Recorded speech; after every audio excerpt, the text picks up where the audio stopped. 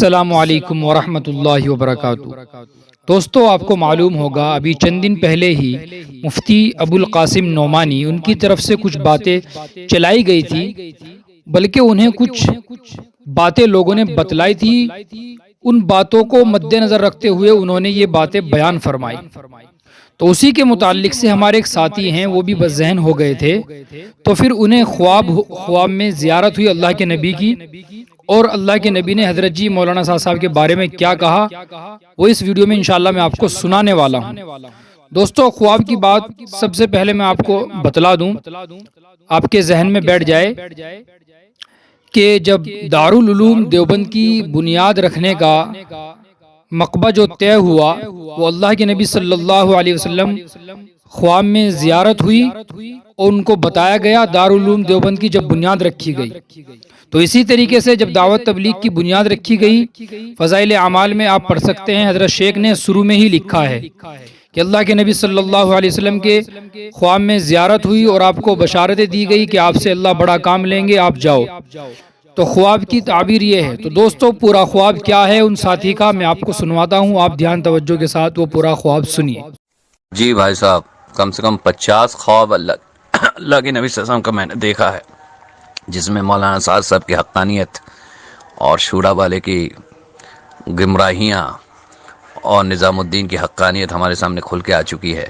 میں علی گڑھ مسلم یونیورسٹی سے پڑھا ہوا ہوں، میں بھی شورا میں گھس گیا تھا جناب، توبہ کر کے واپس آیا ہوں، الحمدللہ حق کے ساتھ چل رہا ہوں۔ آج تک اللہ کا شکر ہے، تحدیث نعمت کے طور سے بول رہا ہوں، 437 مرتبہ اللہ کے نبی صلی اللہ علیہ وسلم کی زیارت ہوئی ہے۔ السلام علیکم الیاس بھائی، میں آپ کو سنانا چاہتا ہوں۔ نبی کریم صلی اللہ علیہ وسلم کا ایک ہی خواب 3 مرتبہ میرے پاس پہنچا۔ حضرت مولانا ابو القاسم نعمانی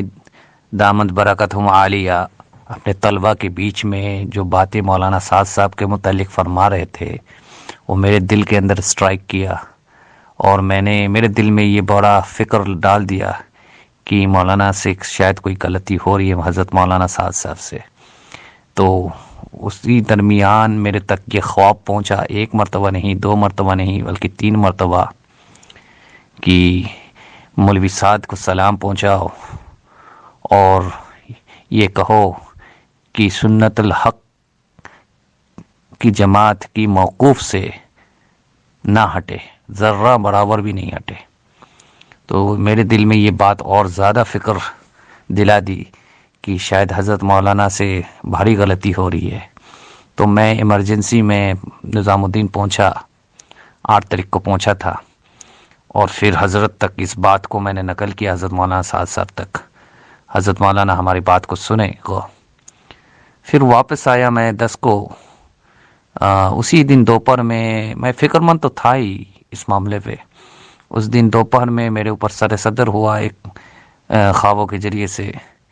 کہ حضرت مولانا سعد صاحب جو باتیں فرما رہے ہیں وہ حق ہے، اور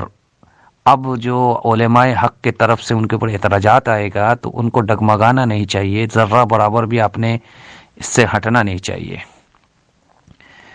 بلکہ وہ حق بات کہہ رہے ہیں، جمے رہے۔ اور اسی دن رات کو اور پھر تہجد میں خواب ہمارے سامنے آیا کہ اللہ کے نبی صلی اللہ علیہ وسلم نے اس بات کی تصدیق کر دی۔ بتا رہا ہوں، اللہ کے نبی صلی اللہ علیہ وسلم نے یہ بات کو فرمایا کہ مولوی سعد بالکل حق پہ ہے اور اسے جمے رہنا چاہیے۔ علماء حق کے طرف سے جو بھی اعتراضات آ رہے ہیں، وقت کی تقاضا ہے، یہ ہر زمانے میں آتے رہے ہیں، پرانے زمانے میں بھی آئے ہیں، لوگوں نے کفر تک کی فتویٰ بھی لوگوں نے لگایا ہوا ہے بڑے بڑے علماء کے نام پہ، لیکن پھر بعد میں لوگوں کو سمجھ میں آ گیا اور پھر رجوع کیا۔ تو حضرت مولانا سعد صاحب بالکل حق پہ ہے، یہ ہمارے کام کرنے والے ساتھی کے لیے بالکل سمجھنے والی چیز ہے، اور ہمارے لیے بڑا اطمینان بخش چیز ہے